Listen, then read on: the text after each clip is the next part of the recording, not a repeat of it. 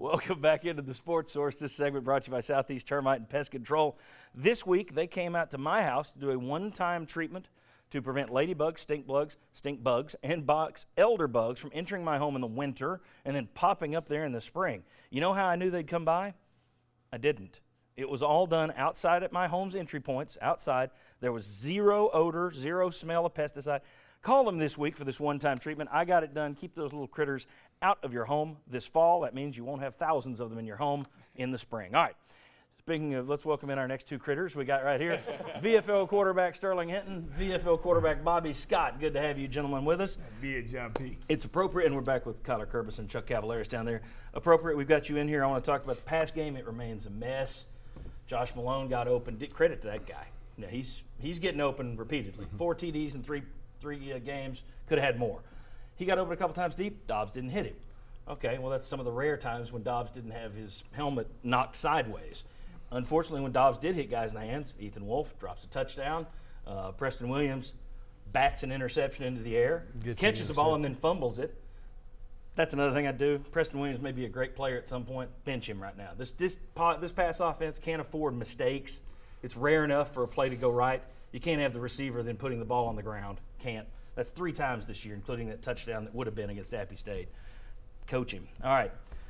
You look at all those things together. Doesn't look great as a passing attack.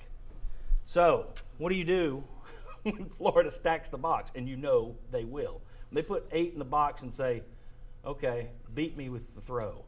What has this team shown you they can do throwing the football to counteract that?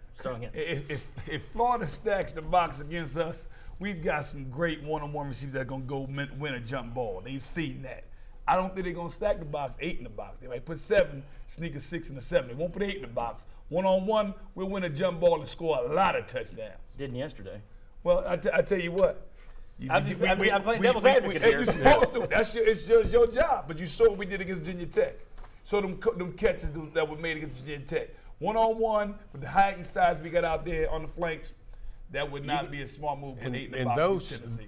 Those passes, they started after they started letting Dobbs run the ball.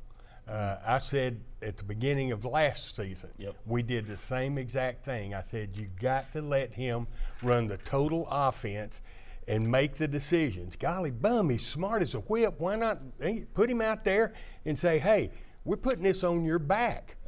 Make the right decisions and let's get it, going. Let's go beat Florida. I'm going to let Chuck go next so Kyler can come back and tell us we're all wrong. Chuck, what do you think? Well, I mean, I think one thing you've got to do is work the center of the field. I'm surprised Tennessee hasn't been moving the pocket more with Dobbs to get him out to the right side.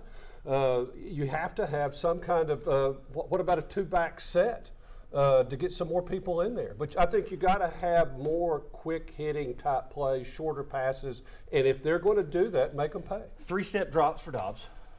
Yes. 3-step drop. Now, that asks you to throw slants, to throw drags, to throw crossing routes. I don't know that they trust. I think he's more accurate there than he is deep, but I don't know that they trust him because bad things happen. You get one tip to the sideline, that's one thing. You get it tipped across the middle, that could be 6 the other way. Roll him out.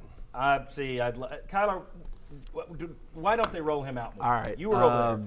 Tell us why we're all fools. This past game, they did a play-action pass, tried to roll him out, and he got sacked. So, it happens. It's not, sometimes he's got to make plays inside the pocket. Another thing, when Florida loads 8 in the box, because they have always played man versus us. That's the kind of team they are. They think they have better athletes and they're DBs, so they're going to play man versus us. It's up to the wide receivers. It always has been. In years past, we haven't had those guys to go get those balls and jump for them and fight for them like we do now. That's right. This past game, we didn't throw up balls that, were going to be contested. We threw the easy stuff, like right to a guy's face mask, and he pops it up in the air. But we threw the easy stuff. A lot of those things that you thought, oh, look, these play actions that they're hitting stop routes over on the sideline, they were supposed to be runs, and Dobbs just pulled it and threw it. And that was the decision-making of him. They're putting a lot on his shoulders all the time. If you watch, the offensive line is very aggressive in those things because they think Hurd or Kamara is getting the ball. They don't think it's going to be a pass.